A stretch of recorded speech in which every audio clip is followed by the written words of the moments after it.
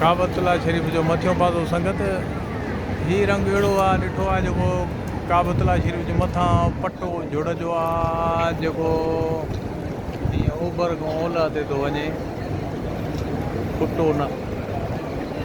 हे असां वरी हिन कलाक टावर जे पासे ॾांहुं वेठा आहियूं। हे शाम जो मंज़रु आहे। सिज टे पारी हूंदो आहे त हिते बतियूं ॿारे छॾींदा। सुभान अल्लाह जो रंग आहे। वाह वाह अला तुंहिंजे नाम जो सदके वञा। पंहिंजे रंग खे पाण थो हलाए पाण थो ॾिसे करे। सुभान अल्लाह। हाणे सिज लथे निमाज़ जो टाइम आहे। सॼी ख़ल्क़ अंदरि थी अचे। निमाज़ पढ़ी करे वरी पोइ पंहिंजे धंधनि ते हर को हलियो थो वञे। सुभान अल्लाह जो रंग आहे। अजीब मंज़रु आहे।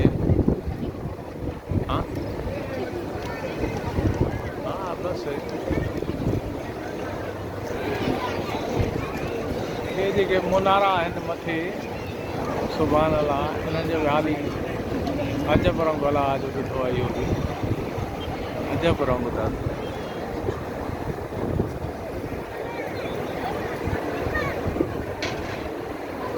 सुभान अल्लाह।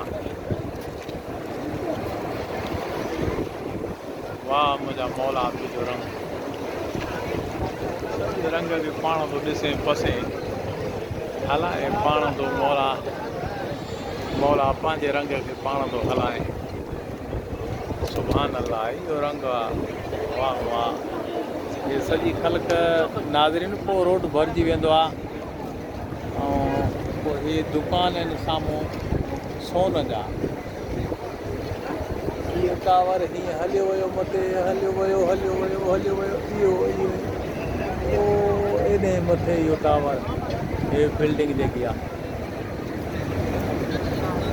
हिते इहो फंदक जेको लिखनि था हले फिंदक अले फंदक अल सफ़ूअत और क़ैद इहो जेको लिखनि था उहो होटल जे लाइ लिखियलु आहे। मुंहिंजे ख़्याल में हर होटल ते ईअं लिखियलु आहे। दरवाज़े ते नाला इहे लिखियलु आहिनि। संगत मौला जे नाम तो सदके वञा। बसि ईअं सम्झ में अचे थो ॼणा इहो ख़ुशनसीबनि जे लाइ आहे हे रंग हे मंज़र बि सुभान अल्लाह आहे। वाह मुंहिंजा मौला बसि तुंहिंजो पंहिंजे रंग खे पाण थो पसे पाण थो ॾिसे। ही आहिनि फुहारा। इन्हनि फुहारनि मां ख़ुशबू शाम थी आहे हवा हले थी। हवा एॾी आहे सुभान अल्लाह जो रंग आहे। हे ॾिसो हे रंग ॾिसो।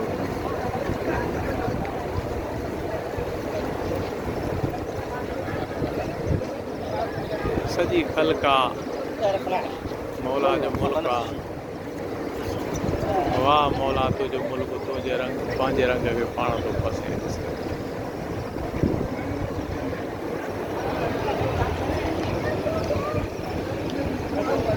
लख हमद शुक्र हर बार हादी वेठो आ। लख हमद शुक्र हर बार हादी वेठो आ। मौला जे नाम सदके वञा। हाज़ुर नाज़ुर मौला लॻो पियो आहे।